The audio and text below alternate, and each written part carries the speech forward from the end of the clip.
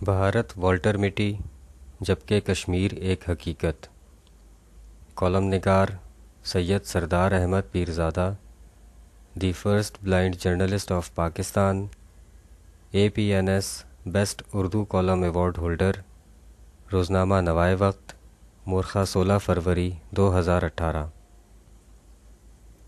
کسی بھی انسان کے خلوص کی سچائی کا اندازہ اس بات سے لگایا جا سکتا ہے کہ وہ آپ سے کیسے ملتا ہے اور کیا چاہتا ہے۔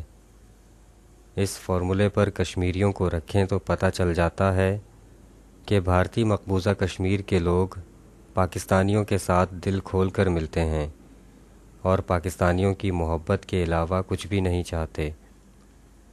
پاکستانیوں کی طرف سے بھی ایسا ہی خلوص بھرا رد عمل کشمیریوں کو پچھلی 7 دہائیوں سے مل رہا ہے، یعنی آپ ہیں ہمارے اور ہم ہیں آپ کے۔ بھارتی مقبوضہ کشمیر کی طرف سے جب بھی کوئی کشمیری ادھر آ جائے تو اس کی آؤ بھگت میں عام پاکستانی بھی کچھ خاص کرنے کو ہر وقت تیار رہتے ہیں۔ البتہ ادھر سے آنے والے کشمیریوں کی کوشش ہوتی ہے کہ انہیں زیادہ سے زیادہ سنا جائے تاکہ غلط فہمیوں اور پروپیگنڈے کے اس طوفانی عہد میں دل اور باتیں صاف رہیں۔ تھوڑے دن پہلے حریت کانفرنس کے نامور رہنما اور JK سیلویشن موومنٹ کے چیئرمین ظفر اکبر بھٹ پاکستان آئے۔ Global forum for intellect and professionals نے ظفر اکبر بھٹ کی مصروفیات میں سے کچھ وقت حاصل کیا۔ اس موقع پر نیشنل پریس کلب کے صدر طارق محمود چودھری، عقیل احمد ترین، محمد پرویز، بیگ راج، خالد قریشی اور محمد آصف نور نے چیف ایڈیٹروں، کالم نگاروں، اینکروں، رپورٹروں اور صحافیوں کو ظفر اکبر بھٹ سے اسلام آباد میں تبادلہ خیال کی دعوت دی۔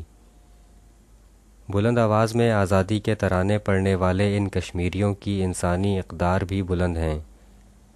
بھارت کی جیل میں لمبی قید گزارنے کے بعد جب ظفر اکبر بھٹ رہا ہوئے تو وہ اپنے عزیز و اقارب کو ملنے کی بجائے سب سے پہلے JKSM کے سینئر اراکین کے ہمراہ جموں کشمیر کے گوشے گوشے میں گئے اور ان خاندانوں سے ملے جن کے افراد ظفر اکبر بھٹ کی قید کے دوران بھارتی ظلم و تشدد کے نتیجے میں شہید، زخمی، لاپتہ ہوئے یا قید میں چلے گئے۔ ظفر اکبر بھٹ کا کہنا تھا کہ متاثرہ خاندانوں کے ساتھ پرسہ کرنے کے بعد ان کا آزادی پر یقین پہلے سے بھی زیادہ مستحکم ہو جاتا ہے، کیونکہ بھارتی ریاستی دہشت گردی کے ہاتھوں شہید، معذور، لاپتہ یا قید ہونے والے افراد کے خاندانوں کا حوصلہ پہلے سے بلند ہوتا ہے۔ ظفر اکبر بھٹ اور آزادی کشمیر کی تحریک سے جڑے ہر خاص و عام کو سن کر یہ سوچنا مشکل نہیں کہ بھارتی اہلکاروں کے پاس کشمیریوں کو آزادی سے روکنے کے لیے اذیت دینے کے طریقے پرانے ہو چکے ہیں، جبکہ پرانی کشمیری نسل نئی کشمیری نسل کو آزادی کی تحریک منتقل کر چکی ہے۔ جب بھی بھارتی اہلکار کشمیریوں کو ٹارچر کرنے کا کوئی نیا طریقہ ایجاد کرتے ہیں، اس وقت تک کشمیریوں کی نئی نسل اپنی تحریک کو بہت آگے لے جا چکی ہوتی ہے۔ انٹرنیشنل سطح پر مخصوص حالات کی وجہ سے بھارت کی سفارتکاری پاکستان سے زیادہ مؤثر ہے، اسی لیے کشمیریوں کے بہتے خون سے دنیا غافل رہنا چاہتی ہے۔ تحریک آزادی کشمیر وہ واحد تحریک ہے جو دنیا کے منصفوں کے منہ موڑے رکھنے کے باوجود بھی زندہ سلامت ہے۔ یہ کشمیریوں کے عزم اور تحریک آزادی کا کمال ہے کہ اب اس کا جادو بھارت کے سر چڑھ کر بولنے لگا ہے۔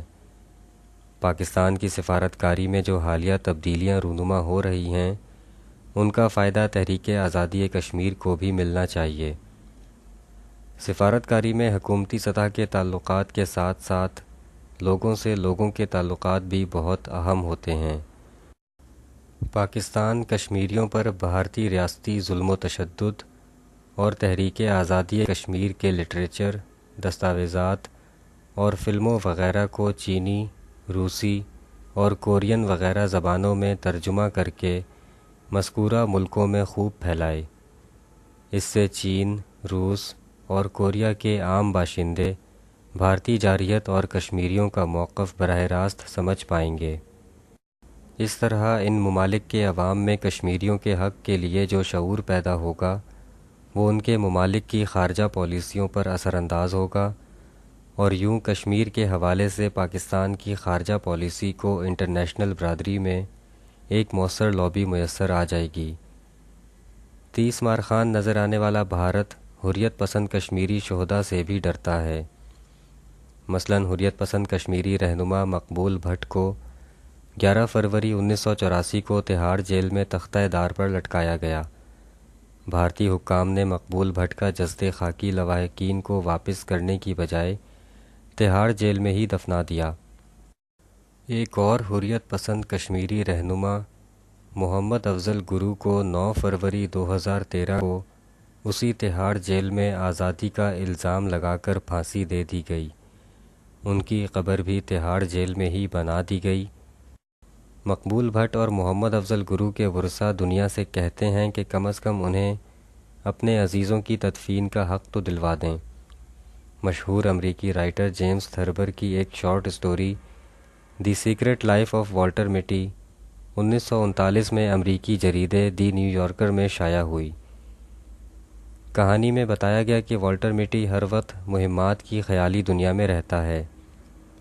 کبھی وہ تصورات میں اپنے آپ کو جنگ عظیم کا انتہائی اہم لڑاکا پائلٹ خیال کر کے جنگی مارکوں میں شامل سمجھتا ہے، کبھی وہ اپنے آپ کو انسانی زندگیاں بچانے والا انتہائی اہم ایمرجنسی سرجن خیال کرتا ہے، اور کبھی وہ اپنے آپ کو بے پرواہ کھلنڈرا بانکا قرار دیتا ہے۔ دن میں دیکھے جانے والے انہی خوابوں کے آخر میں والٹر مٹی تصور کرتا ہے کہ وہ بڑی بہادری سے فائرنگ اسکواڈ کے سامنے کھڑے ہو کر گولیوں سے چھلنی ہو گیا ہے۔ والٹر مٹی اتنا مشہور ہوا کہ وہ محاورے کے طور پر استعمال ہونے لگا، یہاں تک کہ امریکی وزارت خارجہ میں بھی اس کا ذکر موجود ہے۔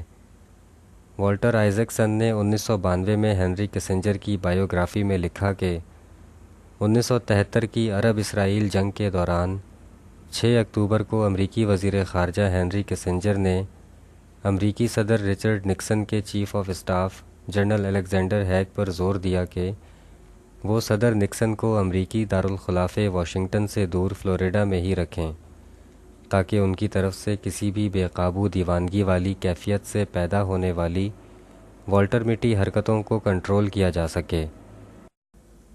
بھارت بھی کشمیر کے حوالے سے والٹر مٹی جیسا ہی کردار ادا کر رہا ہے، جبکہ کشمیر ایک حقیقت ہے۔ ظفر اکبر بھٹ نے پاکستانی قلمکاروں کو مخاطب کرتے ہوئے بڑی سنجیدگی سے کہا کہ کشمیریوں کی آواز دور دور تک پہنچائیں، تحریک آزادی کشمیر پر ہر انداز میں ہر وقت لکھیں اور بات کریں۔ انہوں نے اپنے دل پر ہاتھ رکھتے ہوئے سوال کیا کہ آزادی کے لیے کشمیری مرنے سے نہیں ڈرتے، آپ آزادی کشمیر پر لکھنے سے کیوں ڈرتے ہیں؟ شکریہ، دی اینڈ۔